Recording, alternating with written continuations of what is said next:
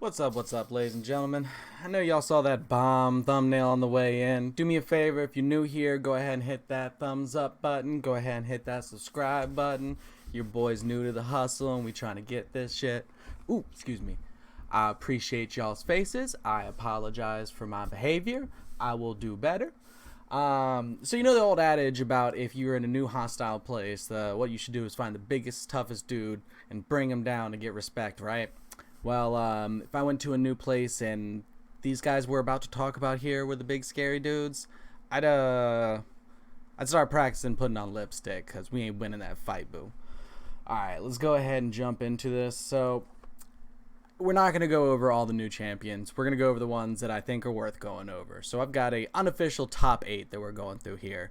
But that's corny, so we're not putting it in the title. It's just the top, new champions and everything. That's how we doing this.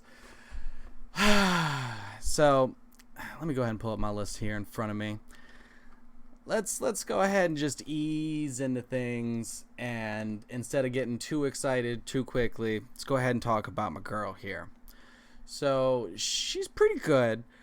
A1 attacks one enemy, places 15% continuous heal buff on the lowest HP ally for 2 turns. That's a great A1 for a support character. This is probably like the beefiest healer I've seen in this game yet. This girl shows up to work. I only have 2 complaints with her, and we'll get to those.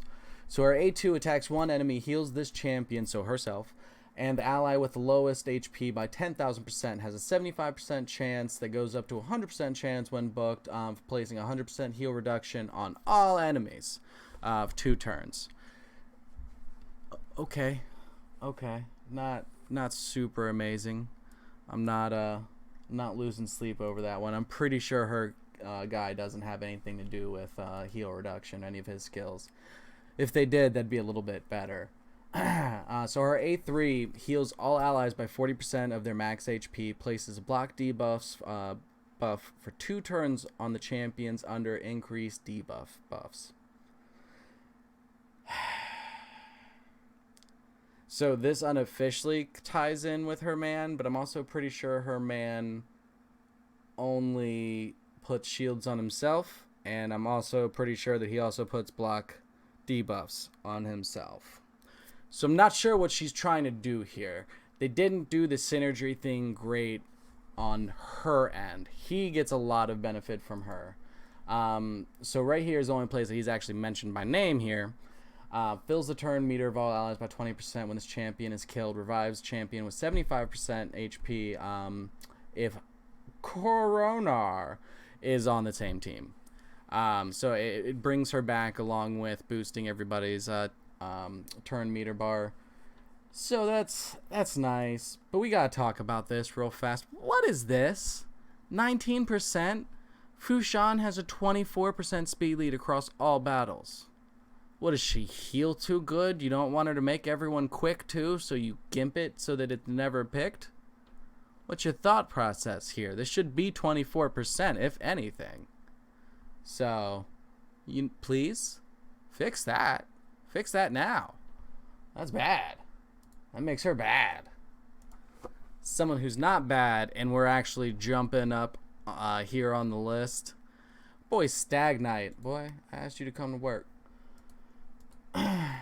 Attacks one enemy 2 times. Each hit has a 30% chance of placing 30% decreased speed debuff for 2 turns.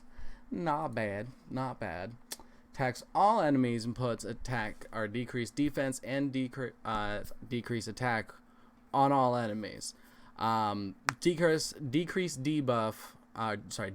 defense goes up to 100% when booked, and attack goes up to 75% chance when fully booked. And Coroner benefits very strongly off of those. If he was on and got just half of those on everybody, and anyone even looked at Coroner, he would be popping off with his counterattack passive. So this man is going to be amazing with those 2, in my opinion. Places a 50% increased accuracy buff on one ally for 1 turn each time the ally has a debuff resisted by the enemy. This is dumb strong. Like, this makes this man almost an amazing clan boss person, but also just fucking anywhere. Like, that's great. That's great. I really, really, really like that. So Stag Knight is someone I cannot wait to build once I get him through the battle pass. Just so you know, he ranks 5th on my team out of 8. Sorry, excuse me. Still dying a little bit from the strep throat. Minaya was 3rd. So we're kind of hopping all over the place a little bit here. Maybe one day we'll get nice and fancy with these things and do like a little slideshow for you. So real quick, let's go ahead and take a look at our girl here.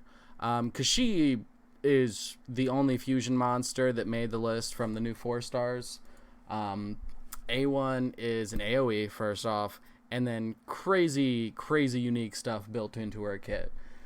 So heals by 15% of the damage inflicted if this champion has less than 50% HP. That'll make more sense here in a minute. Boosts this champion's turn meter by 20% instead if this champion has 50% HP or higher. Removes all debuffs from all allies, then places a revive on death buff and block debuffs on 2 turns. This has 2 turn cooldown when booked. It's not super amazing, but her passive damages this champion by 10% of their max HP at the start of each turn. So this is why her A1 fluctuates on what it does. Heals all allies except this champion equal to half of the lost HP. Places a 30% decreased speed debuff on this champion for 1 turn at the start of each turn. Also has a 50% chance of placing a fear debuff on this champion for 1 turn. So she's a very unique monster. I would be very interested in testing her out. It would be super cool if I could just pull her and then also fuse her so I still had one to play with. But we're not that lucky. So she's cool. She was 8 out of the top 8. So nothing super amazing. And let's go ahead and get to our number 1 boy real fast. I'm sure some people would put Whirlum in this spot. I think Coroner shows up to work a lot more. I think Whirlum is potentially better for late game players.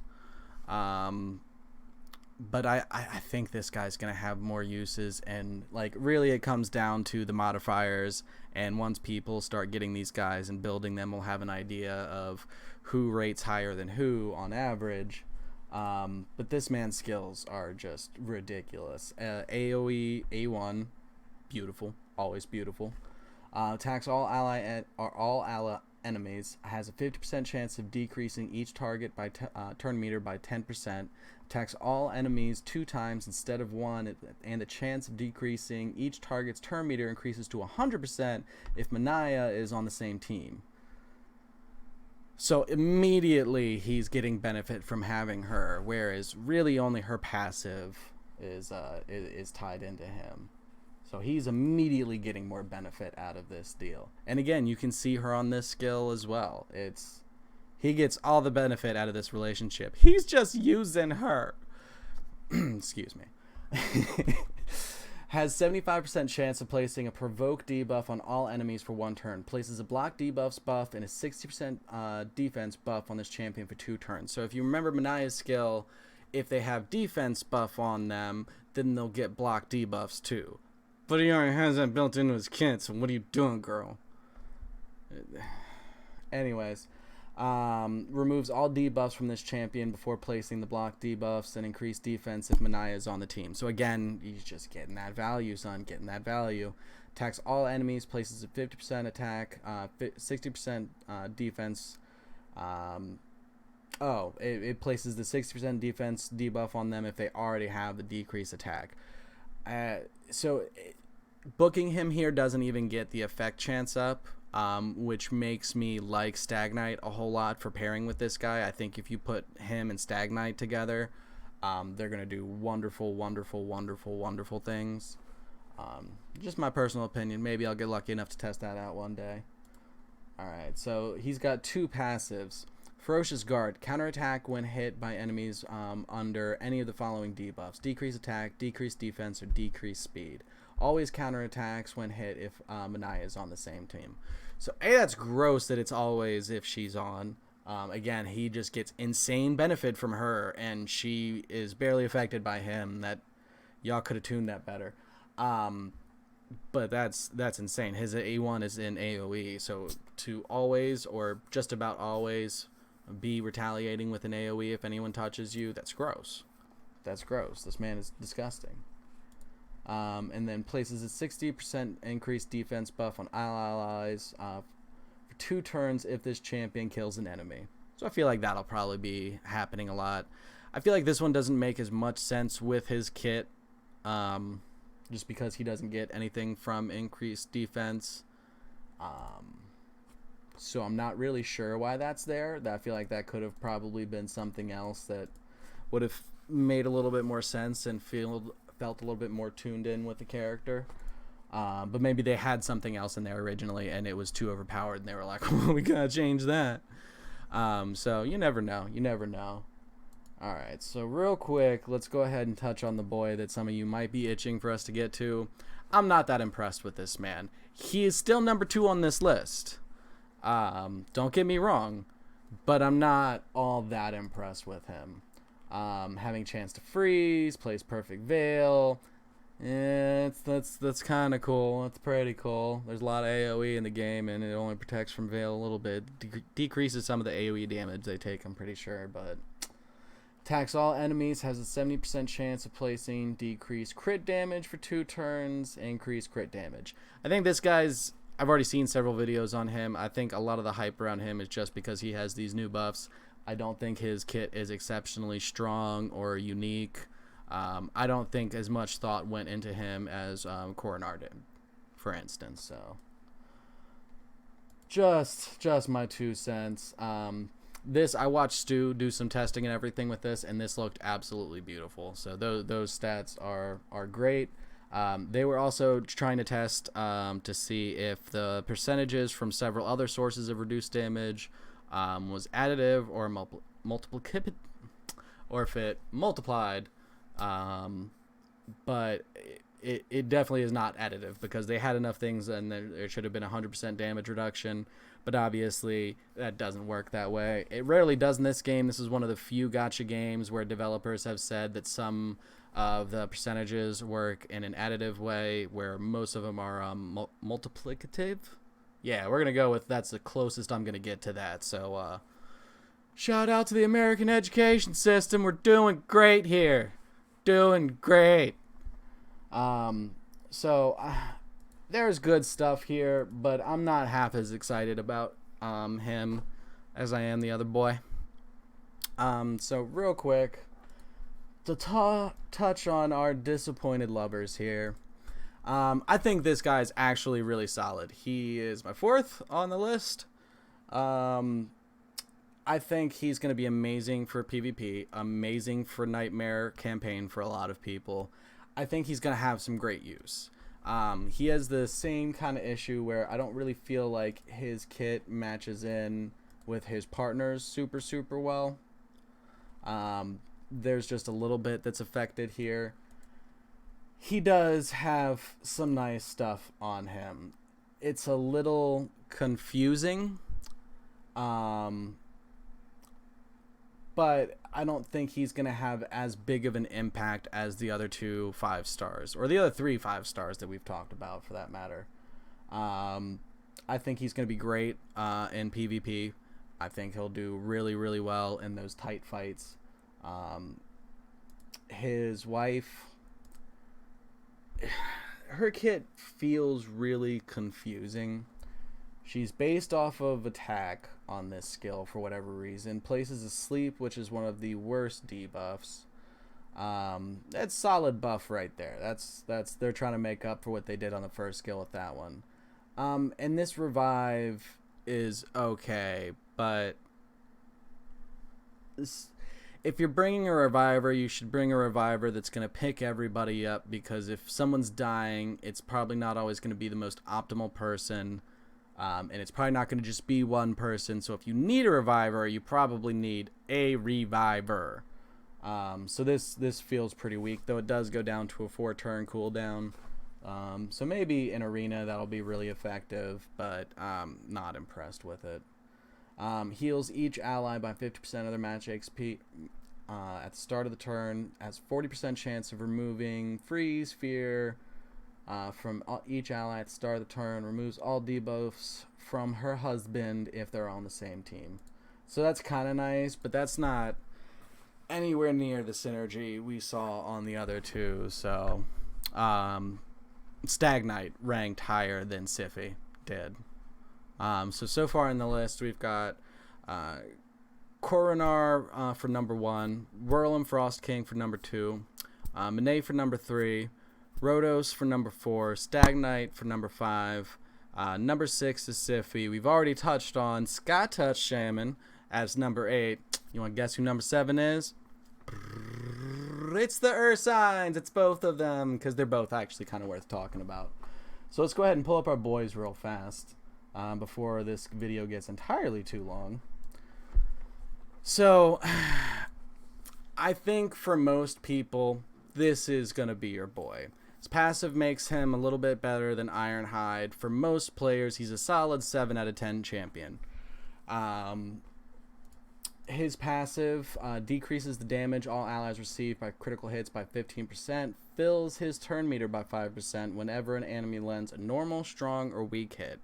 So basically, anything but a critical and his turn meter goes up, and if it is a critical, he reduces some of that damage. So that's pretty nice. There's nothing super amazing to write home about on these first 2 skills. Just that I think he would be a little bit easier for more people to utilize. When we look at Ironhide, for high-end players with absolutely amazing endgame gear and having this guy fully booked, he's definitely the stronger one, but in very niche situations. Like, I would almost say he's exclusively an arena defense monster. Maybe you could use him on arena attack if you were using a heavy control team and you just wanted to have him basically keep people from being able to do shit. So let's take a look at him real quick. Attacks one enemy, has a 35% chance of increasing cooldowns of one of their skills by random for 1 turn. Pretty solid, pretty solid. Attacks one enemy 2 times. Each hit has 75% chance of decreasing turn meter by 5%. Decrease the turn meter by 10% instead if they're under decrease attack. And that goes up to 100% chance. So that's pretty decent. And his A3 puts decrease attack on everybody with an AoE. His passive is each hit has a 50% chance of decreasing the target's turn meter by 7.5%. Each hit also has 50% chance of putting one of the target's skills on cooldown if they're under decreased crit rate. So if you look at his books here, that takes both of those up to 100%. So all of his hits will reduce turn meter by 7.5% chance. If they're under the decreased crit rate, he's always going to do that. So if you put him with his brother, he's going to be super amazing.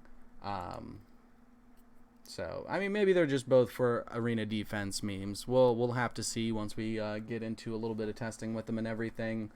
But out of the 2, I think this is the better Ursine for high-end players, and the other one will be a little bit easier for everyone to get some value out of. But obviously they, go together a little bit and definitely get some benefit there. Okay, so we ranted for 18 minutes on which ones we thought were really pretty. I'm sorry that took so long. Thank you guys so much for coming and hanging out with me. If you're still with me and haven't hit that like or subscribe button yet, please help your boy out. You could vote me on Reddit too. That would also help. If I could get on the front page there more, I'm going to get some more eyes on everything. I appreciate y'all so much. I will see y'all tomorrow with some more double content. We've had a packed Friday. We're going to keep it going to this weekend and hope I'm done dying. Alright guys. Thank you so much. It's been your boy Patty, and we out of here. Deuces.